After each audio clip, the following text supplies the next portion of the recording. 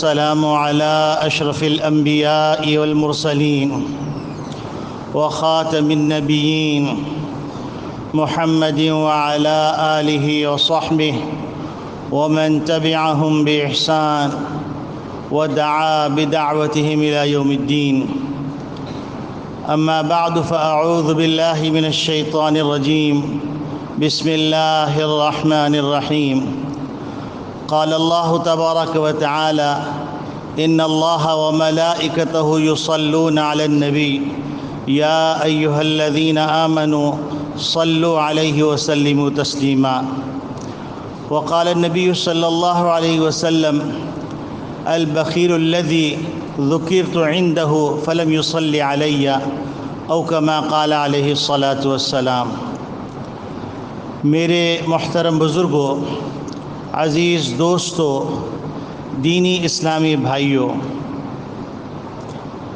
اس کائنات کے اندر اگر کوئی بہت ہی اعلیٰ درجے کی مقدس ہستی ہو سکتی ہے تو وہ نبی کریم صلی اللہ علیہ وسلم کی ذات اقدس ہے. اس کائنات میں اللہ رب العالمین نے بے شمار نعمتیں پیدا فرمائیں، اور وہ نعمتیں ایسی ہیں جیسے بارش کے قطرات،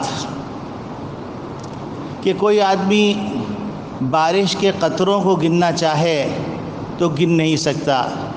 اسی طرح اللہ رب العالمین نے اس انسان کے اوپر نعمتوں کی بارش کی بھی ہے، موسلا دھار بارش. اور اللہ رب العالمین خود ارشاد فرما رہے ہیں: وَإِن تَعُدُّوا نِعْمَةَ اللَّهِ لَا تُحْصُوهَا. اگر تم اللہ کی نعمتوں کو گنتی کرو گے، شمار کرو گے تو شمار نہیں کر سکتے.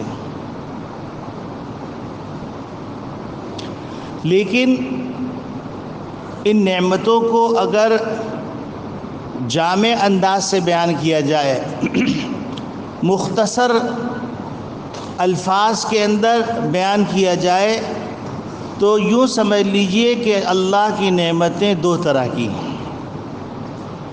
ایک نعمت وہ ہے جو ظاہری ہے، جس کو انسان دیکھتا ہے، چھوتا ہے، چکھتا ہے، سونگھتا ہے، پکڑتا ہے، جس کو حاصل کرنے کے لیے قدم اٹھاتا ہے. جیسے سورج کی نعمت، چاند کی نعمت. پھر ان سورج اور چاند کے اندر جو فوائد ہیں اور جو اللہ کے انعامات ہیں وہ خود ایک مستقل نعمت.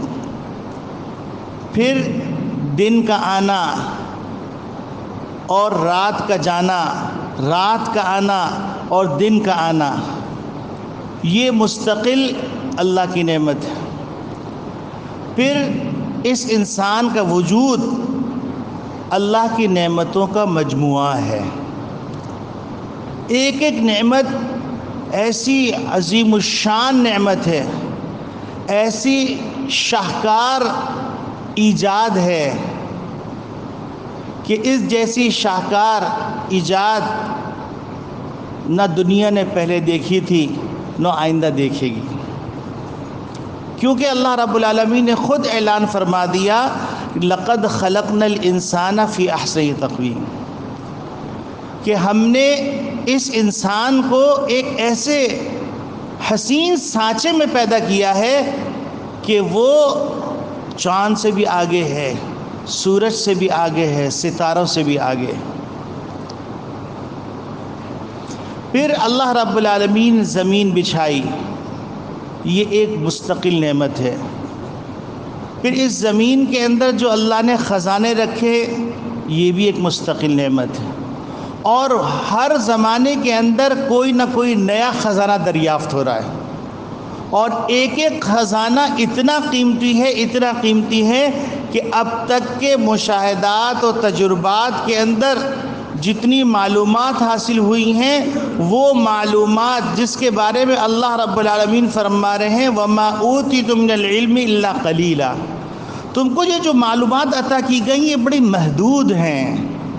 حتیٰ کہ سائنسدانوں نے تحقیق کر کر کے کتب خانے کھڑے کر دیے، لیکن اس بات کا اعتراف کرنے میں وہ عار محسوس نہیں کرتے کہ ہم نے ابھی کائنات کے سربستہ رازوں میں سے چند فیصد 2% معلومات حاصل کی ہیں. اور افسوس کی بات یہ ہے کہ یہ چند فیصد معلومات کی بنیاد پر انسان کہہ رہا ہے کہ میرے لیے سائنس کافی ہے، مجھے جو ہے کسی شریعت کی ضرورت نہیں. اللہ کے بندو، تم ذرا سوچو کہ سائنس تو اللہ کی پناہ کے اندر، اللہ کے قدموں کے اندر پانی بھرتی ہے، اور سائنس کے تجربات ایک زمانے تک مسلم ہوتے ہیں اور پھر دوسرے زمانے میں آ کر وہ غیر مسلم ہو جاتے ہیں.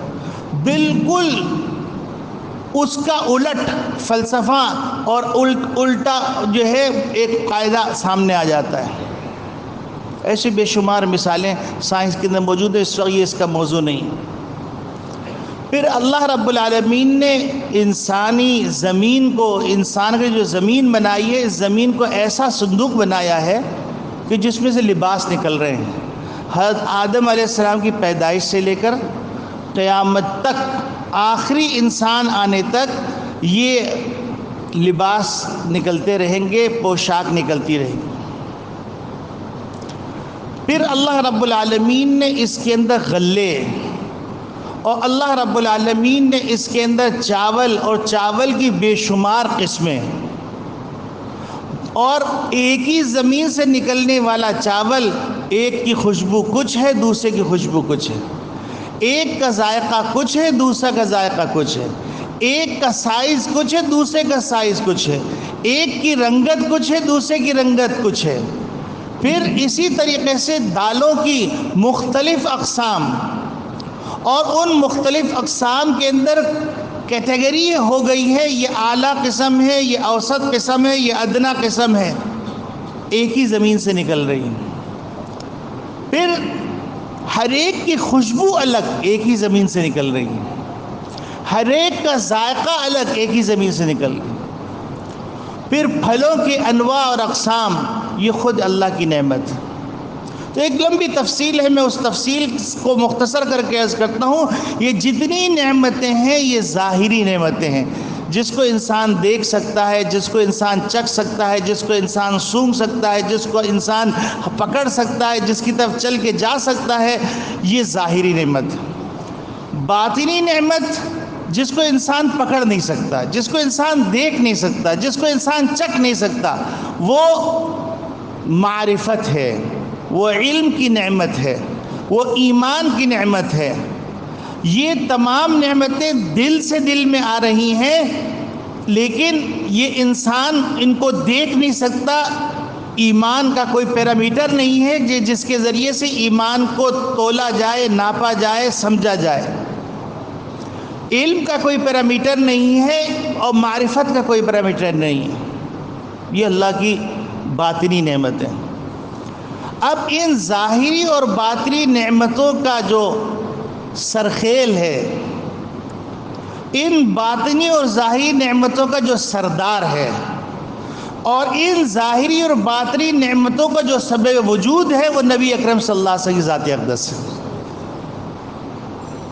تو نبی کریم صلی اللہ علیہ وسلم کی ذات اقدس کہ نبی خود فرما رہے ہیں انا رحمت مہدات، میں اللہ کی ایسی نعمت ہوں، ایسی رحمت ہوں جو تمہیں بطور ہدیے کے تحفے کے دی گئی. نبی کریم صلی اللہ علیہ وسلم کے قرب کا مقام اتنا ہے ثم دنا فتدلی فکان قاب قوسین او ادنا، جو مقام کسی کو حاصل نہیں ہوا، حتیٰ کہ سید الملائکہ کو بھی حاصل نہیں ہوا.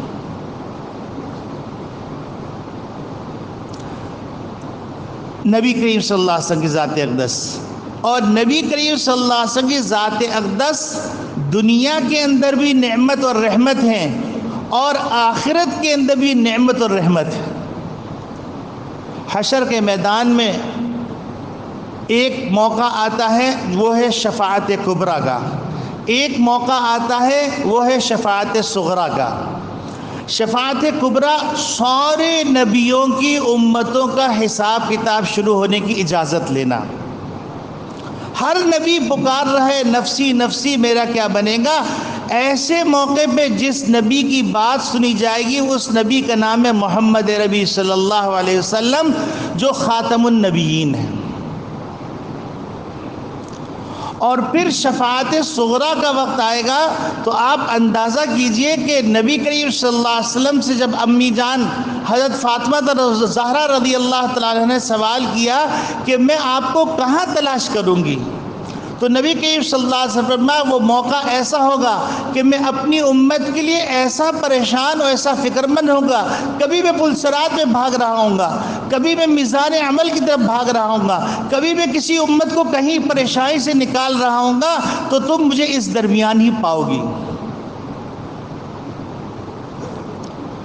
تو اب آپ دیکھیے کہ نبی کریم صلی اللہ علیہ وسلم خود فرما رہے ہیں انا سید ولد آدم، کہ آدم علیہ السلام کی جتنی اولادیں ہیں ان سب کا سردار، ان سب کا سرخیل میں ہوں.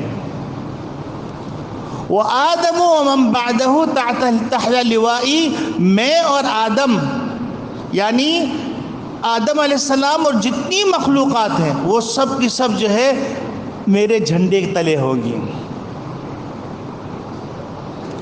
تو نبی کریم صلی اللہ علیہ وسلم جن کو خاتم النبیین بنایا گیا، جو اس کائنات کے نوشاں ہیں، جو اس کائنات کے سبب وجود ہیں، تو نبی کریم صلی اللہ علیہ وسلم ایک عظیم الشان نعمت ہے جو ظاہری اور باطنی نعمتوں کے سرخیل ہیں، سرچشمہ ہیں.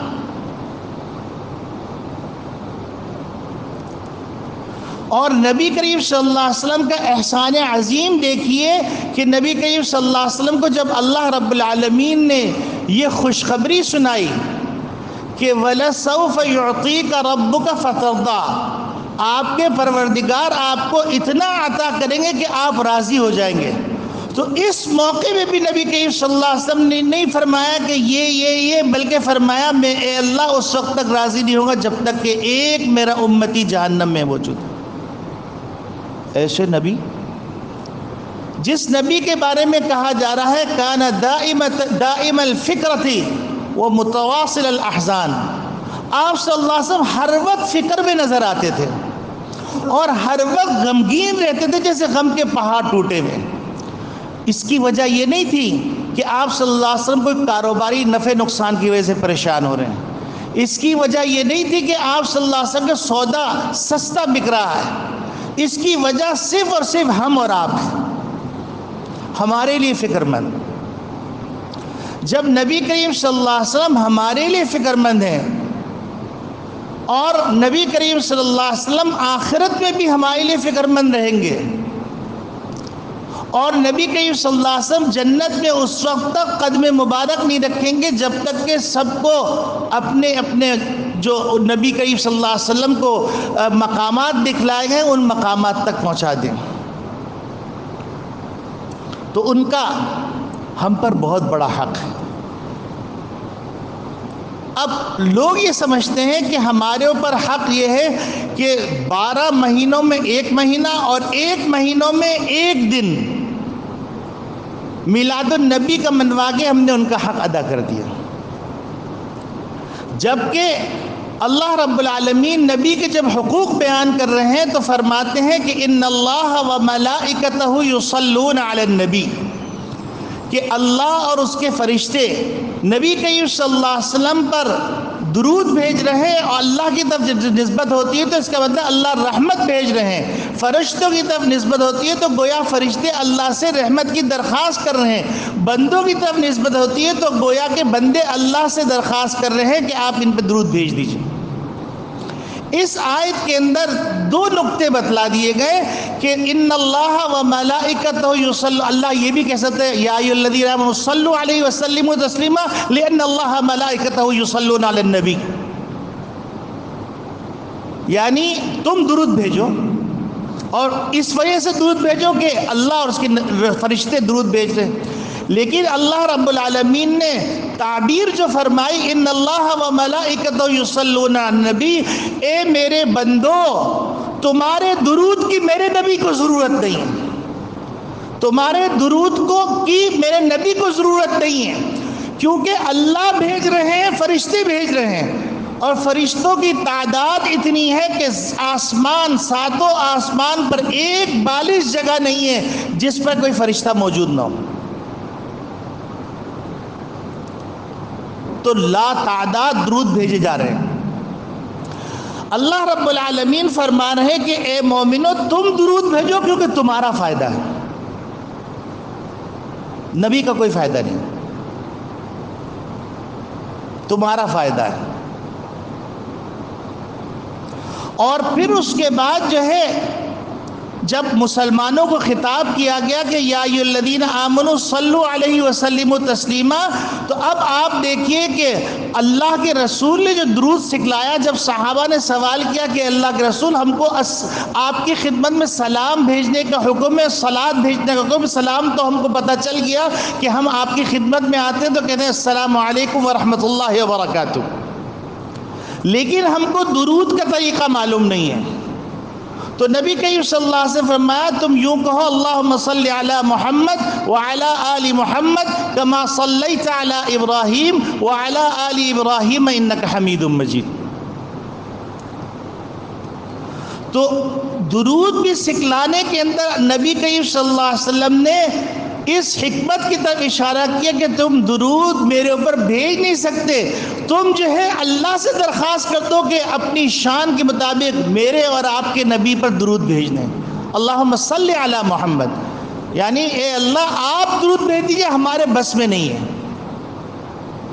اور یاد رکھیے گا جس طرح نماز فرض ہے، روزہ فرض ہے، زکوٰۃ فرض ہے، حج فرض ہے، ماں باپ کا احترام فرض ہے، حلال اختیار کرنا فرض ہے، حرام سے بچنا فرض ہے، اسی طریقے سے زندگی میں ایک دفعہ درود پڑھنا فرض ہے. پڑھ لیجئے اللہم صلی علی محمد وعلی آل محمد کما صلیت علی ابراہیم وعلی آل ابراہیم انک حمید مجید. تو میرے عزیز دوستو بھائیو، ہم نے زندگی کا ایک فرض ادا کر دیا. اب اگر نبی کریم صلی اللہ علیہ وسلم کی خدمت میں درود بھیجنے کا موقع آتا ہے کہ کہیں پر نبی کریم صلی اللہ علیہ وسلم نام نامی اس میں مبارک لیا جا رہا ہے، تو وہاں پر آپ درود ایک دفعہ پڑھیں تو آپ نے واجب ادا کر دیا. بار بار پڑھیں تو یہ مستحب ہے، اور مستحب کا مطلب چھوڑنا نہیں ہے، مستحب کا مطلب ہے کرنا ہے. اور نبی کریم صلی اللہ علیہ وسلم فرما رہے البخیل الذی ذکرت عندہ فلم یصلی علیہ، کہ وہ شخص پلے درجے کا بخیل ہے کہ اس کے سامنے میرا نام نامی لیا جائے وہ مجھ پر درود نہ بھیجے. اس میں بھی نبی کریم صلی اللہ علیہ وسلم جو وعید فرما رہے ہیں در حقیقت آپ صلی اللہ علیہ وسلم امت کے فائدے کے لیے کہہ رہے تم مجھ پہ درود بھیجو پھر دیکھو میری شان کیا ہوگی. اب آپ سوچئے، ایک روایت میں آتا ہے کہ اللہ رب العالمین حضرت آدم علیہ السلام کو ایک اونچی جگہ عطا فرمائیں گے، اور آدم علیہ السلام کا قد بہت لمبا، تو وہ اس جگہ پہ تشریف فرما ہوں گے. اس جگہ کے اوپر نبی کریم صلی اللہ علیہ وسلم اور جتنی امت ہیں ان کو دیکھ رہے ہوں گے، اور سارے نبیوں کو بھی دیکھ رہے ہوں گے. چونکہ حضرت آدم علیہ السلام ہیں، سارے انسانوں کے ابا جان ہیں، تو اب وہ دیکھ رہے ہوں گے. اتنے میں دیکھیں گے ایک شخص کو فرشتے پکڑ کے جہنم کی طرف لے جا رہے ہیں. تو وہ آواز دیں گے یا احمد، نبی کریم صلی اللہ علیہ وسلم کا ایک نام احمد ہے. آواز دیں گے یا احمد، اے احمد دیکھو تمہارے امتی ایک بندے کو فرشتے جہنم کی طرف لے کے جا رہے ہیں. نبی کریم صلی اللہ علیہ وسلم کے الفاظ آتے ہیں میں کمر کس لوں گا، دھوتی باندھ لوں گا. یہ اردو محاورے کے اندر بھی استعمال ہوتا ہے، یعنی میں بالکل تیار ہو جاؤں گا اور میں دوڑتا ہوا جاؤں گا، اور جانے کے بعد فرشتوں سے کہوں گا میری بات سنو. تو فرشتے کہیں گے نحن غلاظ شداد، ہم جو ہے بڑے مضبوط اور تندخو ہیں، اور ہم اللہ کی معصیت نہیں کرتے. اللہ نے حکم دیا ہے تو لہٰذا اب ہم اس کو جہنم میں لے کے جائیں گے. نبی کریم صلی اللہ علیہ وسلم اپنے ریش مبارک پر، اپنی داڑھی مبارک پر الٹا ہاتھ رکھ کے اللہ کی طرف دیکھیں گے، یعنی عرش کی طرف دیکھیں گے، اور کہیں گے کہ اے اللہ آپ نے کیا مجھ سے یہ وعدہ نہیں کیا تھا کہ آپ مجھے میری امت کے سلسلے میں دوسری امتوں کے سامنے رسوا نہیں کریں گے. تو اللہ کی رحمت جوش میں آئے گی. اللہ فرشتوں سے فرمائیں گے اے فرشتوں رک جاؤ اور محمد صلی اللہ علیہ وسلم جو کہہ رہے ہیں ان کی بات مانو، اور اس بندے کو وہیں چھوڑ کے آ جاؤ جہاں سے لے کے آئے ہو. اب اس بندے کو لے جایا جائے گا، فرشتے وہاں پر میزان عمل پر لا کر چھوڑ دیں گے چونکہ وہیں پر پکڑا گیا تھا. نبی کریم صلی اللہ علیہ وسلم ایک چھوٹی سی جیسے سم ہوتی ہے اس طرح کی ایک پرچی نکالیں گے، اس پرچی کو اس کے میزان عمل میں رکھ دیں گے. جب اس کے میزان عمل میں رکھیں گے تو اس کا پلڑا نیکیوں کا بھاری ہو جائے گا. تو اللہ کی طرف سے حکم دیا جائے گا اس کو جنت میں لے جاؤ. فرشتے آئیں گے تو وہ کہیں گے ایک منٹ رک جاؤ، میں اپنے محسن سے پوچھ لوں کہ یہ ہے کون صاحب، چونکہ اس نے تو دیکھا نہیں ہے. تو اللہ وہ فرمائیں گے کہ میں تمہارا پیغمبر محمد ہوں. تو وہ کہیں گے کہ اے اللہ کے رسول آپ نے ایسا کیا عمل فرمایا کہ میرے اتنے گناہوں کا پلڑا اوپر چلا گیا اور نیکیوں کا پلڑا جھک گیا. نبی کریم صلی اللہ علیہ وسلم فرمائیں گے تم نے مجھ پر درود بھیجا تھا نا، تو میرا حق تھا کہ میں اس کا بدلہ دوں. تو یہ میں درود رکھا ہے جو تم نے میرے اوپر بھیجا تھا، اس کا وزن ہے یہ. ایک دفعہ پھر پڑھ لیجئے صلی اللہ علیہ وسلم. اب آپ سوچئے درود شریف کی برکت، درود شریف کی برکت آپ شزدر رہ جائیں گے، حیران رہ جائیں گے. درود ہم پڑھ رہے ہیں اور ہم پڑھ نہیں رہے بلکہ ہم اللہ سے درخواست کر رہے ہیں اے اللہ آپ یہ کام کر دیجئے، ہم کو تو آتا ہی نہیں. اب اللہ درود بھیج رہے ہیں لیکن نبی کریم صلی اللہ علیہ وسلم کو خوشخبری سنا رہے ہیں کہ تم اے اللہ کے رسول تم امت کو بتا دو کہ من صلی علیہ مرتن، جو میرے اوپر ایک دفعہ درود بھیجے گا، صلی اللہ علیہ عشرہ، اللہ رب العالمین اس پر 10 نعمتیں 10 درود بھیجیں گے، 10 رحمتیں نازل فرمائیں گے. اللہ رب العالمین رفع درجتہ، اس کے درجات کو بلند کر کے 10 درجات 10 درجے بلند کر دیں گے. وہ محا عنہ 10 سیئات، اور اس کے 10 گناہ اللہ رب العالمین معاف فرما دیں گے. آپ سوچئے سراسر ہمارا فائدہ ہے کہ نہیں ہے؟ آپ سوچئے کہ نبی کریم صلی اللہ علیہ وسلم کی خدمت میں درود اگر کسی آدمی نے بھیجا تو وہ درود شریف اگر ایک دفعہ بھیجا تو 10، تو 10 دفعہ بھیجا تو 100، اور 100 دفعہ بھیجا تو 1000. آپ سوچئے ہم روزانہ 1000 درجات کی بلندی پا سکتے ہیں، اور ہم روزانہ 1000 گناہوں کو معاف کروا سکتے ہیں، ہم روزانہ 1000 مرتبہ اللہ کی رحمت کے مستحق ہو سکتے ہیں. اور پھر ایک درود تو ایسا عجیب غریب ہے، نبی کریم صلی اللہ علیہ وسلم فرماتے ہیں کہ جس نے یہ درود بھیجا جزا اللہ عنا محمد صلی اللہ علیہ وسلم ما هو اہلہ، تو اس کے نیکی لکھنے والے فرشتے 1000 سال تک نیکیاں لکھتے رہیں گے. ایک دفعہ پڑھ لیجئے میرے ساتھ، جزا اللہ عنا محمدن صلی اللہ علیہ وسلم ما ہوا اہلہ. اب آپ مجھے بتلائیے کہ ہم نے ابھی یہاں پڑھا ہے یہ درود، اب 1000 سال تک میرا عقیدہ تو یہ ہے کہ کیونکہ میرے نبی نے کہا ہے کہ 1000 سال تک نیکیاں لکھتے رہیں گے فرشتے. 1000 سال کہنا آسان ہے، انسانوں کی عمر بھی 1000 سال نہیں ہوتی. یعنی ایک آدمی 100 سال مر گیا، 100 سال کی عمر میں مر گیا، لیکن اس کی نیکیاں چونکہ وہ زندگی میں درود بھیج کے گیا تھا تو اب 1000 سال تک نیکیاں اس کے اکاؤنٹ میں پلس ہو رہی ہیں. آپ مجھے بتلائیے اس سے زیادہ کوئی مبارک عمل ہو سکتا ہے؟ اسی وجہ سے بزرگوں نے کہا ہے کہ تم کم سے کم 100 مرتبہ تو پڑھ ہی لیا کرو. اب اگر ایک آدمی جزا اللہ عنا محمد صلی اللہ علیہ وسلم کتنی دیر لگتی ہے؟ اگر 100 مرتبہ پڑھ لیا تو آپ سوچ لیجئے آپ ایک ایسا صدقہ چھوڑ کے جائیں گے، ہم ایک ایسا صدقہ چھوڑ کے جائیں گے جس کا ثواب ہمارے مرنے کے بعد بھی ہمارے نام اعمال میں درج ہوتا رہے گا. ایک عجیب نسخہ، نبی کریم صلی اللہ علیہ وسلم کے اوپر جو شخص درود بھیجتا ہے تو نبی کریم صلی اللہ علیہ وسلم اس کے لیے دعائے مغفرت فرماتے ہیں۔ آپ مجھے بتلائیے کہ محبوب رب العالمین کسی کے لیے دعائے مغفرت فرمائے اور محبوب کا جو محب ہے وہ اس کی بات نہ مانے؟ ہو سکتا ہے؟ نہیں ہو سکتا۔ ایک دفعہ پھر پڑھ لیجئے صلی اللہ علیہ وسلم۔ یہ کوئی معمولی عمل نہیں ہے۔ ربیع الاول کے اختتام پر میں یہ بات اپنے آپ سے بھی کہہ رہا ہوں، آپ سے بھی کہہ رہا ہوں کہ اس دفعہ ہم طے کر لیں کہ روزانہ 100 دفعہ درود شریف پڑھیں گے۔ اب درود شریف کے لیے کوئی درود بھی کوئی متعین نہیں ہے۔ صلی اللہ علیہ وسلم، جزا اللہ عنا محمد صلی اللہ علیہ وسلم ما ہوا اہلہ۔ اچھا، پھر آپ حیران ہوں گے، ایک روایت جب میں نے دیکھی تو میں تو جھوم گیا، یعنی اگر کوئی مجنون ہوتا تو وہ مستانہ ہو جاتا، کہ اگر کوئی شخص چاہتا ہے کہ اس کی محبت نبی کے دل میں پیدا ہو جائے وہ کثرت سے درود بھیجے۔ ہم نے یہ تو سنا تھا کہ نبی کریم صلی اللہ علیہ وسلم کی محبت ہمارے دل میں پیدا ہو جائے گی، ہم کثرت سے درود بھیجیں گے، لیکن ہم نے آج تک یہ نہیں سنا تھا کہ اگر ہم نبی کے دل میں اپنی محبت پیدا کروانا چاہتے ہیں تو ہم نبی کریم صلی اللہ علیہ وسلم کی خدمت میں درود بھیجیں۔ اور نبی کریم صلی اللہ علیہ وسلم سے ایک صحابی نے عرض کیا کہ اے اللہ کے رسول، قیامت کب آ رہی ہے؟ تو نبی کریم صلی اللہ علیہ وسلم فرمایا کہ تم نے اس کی تیاری کیا کی ہے؟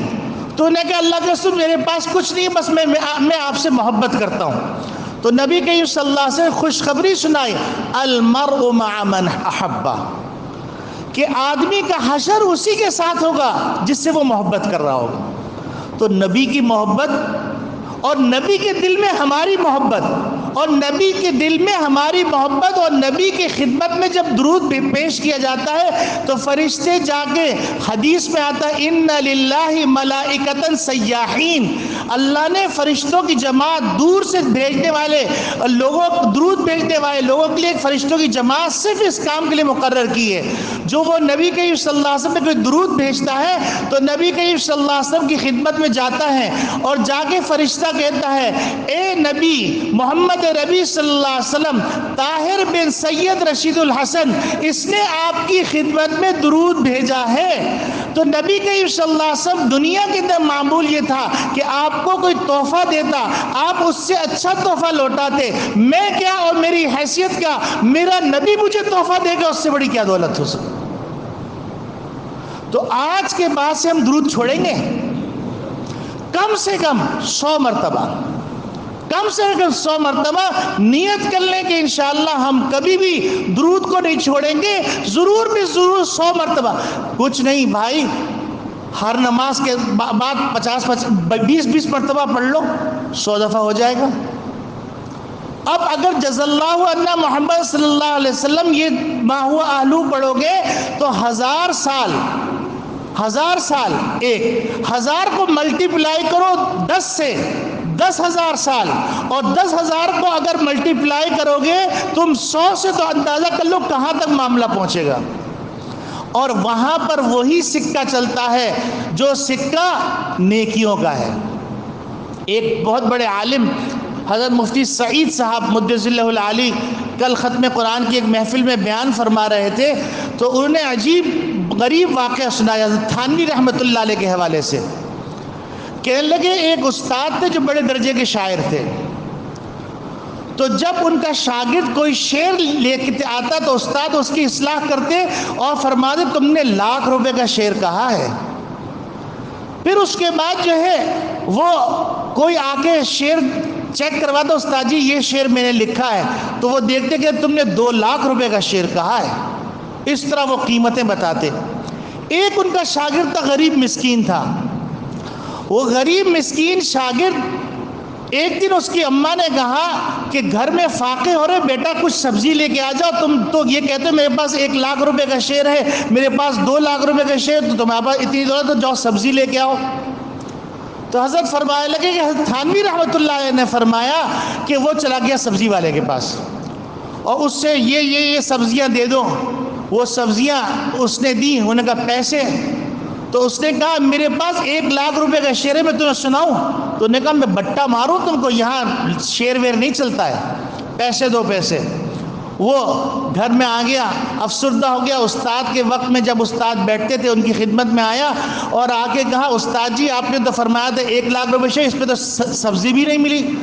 تو کہنے لگے اس کی قیمت اس بازار میں نہیں ہے جس بازار میں تم گئے تھے، اس کی قیمت کا بازار لگے گا، اور جب بازار لگے گا پھر تمہیں پتہ چلے گا یہ کتنے کا شیئر ہے.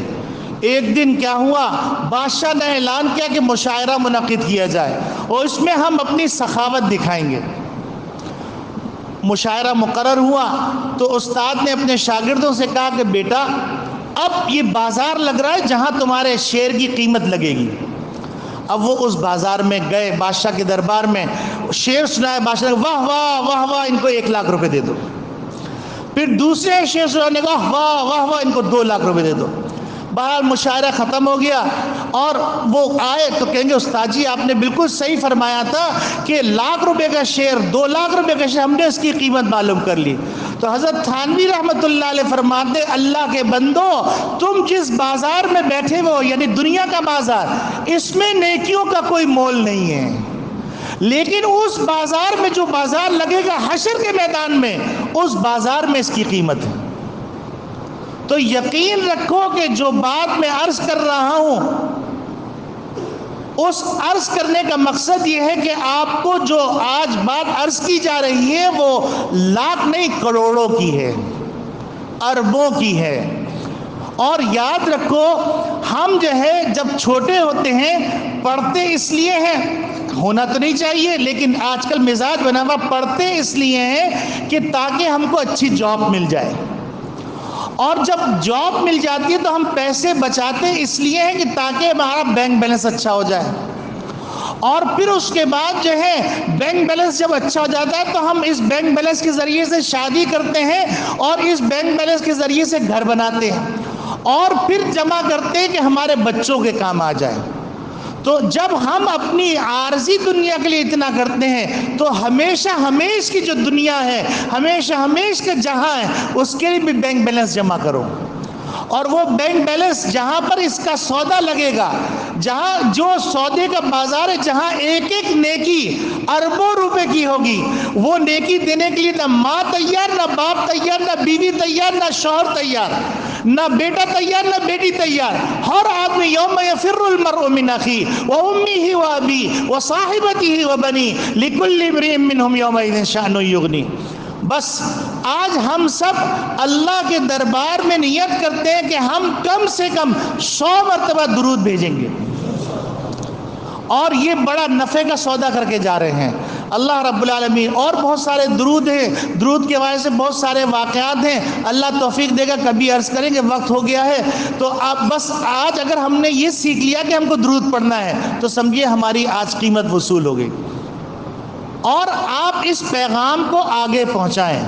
دیکھیے میں لالچی آدمی ہوں، میں لالچ کے اندر میں نے آپ کو بار بار درود پڑھوایا، آپ نے تو درود پڑھ لیا لیکن میرے نام اعمال میں آپ سب کا درود پڑھنا لکھ دیا گیا. آپ کے لیے اگر اس درود پہ 1000 دفعہ 1000 سال تک لکھا جائے گا تو یہاں جتنا بڑا مجمع موجود ہے ان سب کی نیکیوں کے اعتبار سے مجھے مزید ملے گا. تو اسی طریقے سے اب ہم گھر جائیں گے اور گھر جا کے اپنے بیوی بچوں کو اور جو ملنے والا ہے اس کو ترغیب دیں گے کہ نبی کی خدمت میں درود بھیجا کرو. اب جب تک وہ درود بھیجتا رہے گا ہمارے نام اعمال میں اس کی نیکی بھی لکھی جائے گی. حتیٰ کہ ایک حدیث عجیب غریب دیکھی کہ نبی کریم صلی اللہ علیہ وسلم سے فرمایا کہ جو آدمی درود شریف لکھ دے گا تو جب تک درود لکھا رہے گا اس وقت تک فرشتے اس کے لیے مغفرت کی دعا کرتے رہیں گے اور اللہ رحمت نازل کرتے رہیں گے.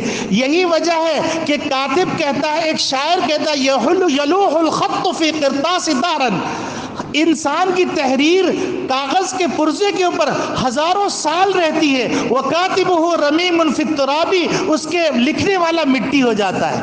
تو لہٰذا کچھ نہیں جن کو اللہ نے استعداد دی ہے تو کسی مستند بزرگ کی درود شریف کی کتاب چھپوا دیجئے. میں بھی نیت کرتا ہوں، آپ بھی نیت کریں اور فری میں بانٹ دیجئے. اب یہ کتاب جب تک دنیا میں رہے گی تو یاد رکھیے کہ یہ ہمارے لیے صدقہ جاریہ رہے گی. تو بہت نفع کا سودا بتا رہا ہوں، اور یہ جو ہے اس سودے کو گھاٹے کا سودا نہ سمجھیے گا، اس کی قدر کیجیے گا۔